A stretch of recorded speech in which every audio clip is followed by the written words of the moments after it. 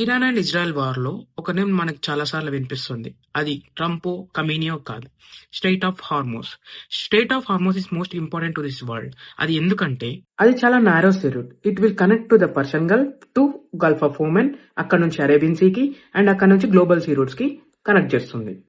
Geographical గా north side లో ఉన్న ఇరాన్, సౌత్ సైడ్ లో ఉన్న యుఏఈ, ఓమెన్ మధ్యలో 33 కిలోమీటర్స్ నారో వైడ్ స్ట్రెచ్ మాత్రమే ఉంది.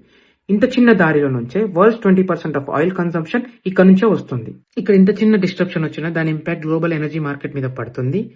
It majorly impacts on India and China. ప్రస్తుతం మనం చూస్తుంది అదే. జియోపొలిటికల్లీ స్ట్రెయిట్ ఆఫ్ హార్మోస్ చాలా సెన్సిటివ్ ఏరియాలో ఉంది. టెన్షన్స్ అండ్ కాన్ఫ్లిక్ట్స్ వచ్చినప్పుడు ఇరాన్ దీన్ని బ్లాక్ చేస్తుంది. ప్రస్తుతం ఇరాన్ చేస్తుంది ఇదే. దీనివల్ల క్రూడ్ ఆయిల్ రేట్స్ పెరుగుతాయి. దాని ఎఫెక్ట్ మన ఎకనామీ మీద పడుతుంది. మ్యానుఫ్యాక్చరింగ్ కాస్ట్ పెరుగుతుంది, ఫ్యూయల్ చార్జెస్ పెరుగుతాయి, ట్రాన్స్పోర్టేషన్ చార్జెస్ పెరుగుతాయి, ఇన్ఫ్లేషన్ మీద ప్రెజర్ పెరుగుతుంది. So at the end Gulf of Hormuz ని ఎంత స్మూత్ గా నడిపిస్తే గ్లోబల్ ఎనర్జీ మార్కెట్ అంత స్టేబుల్ గా ఉంటుంది.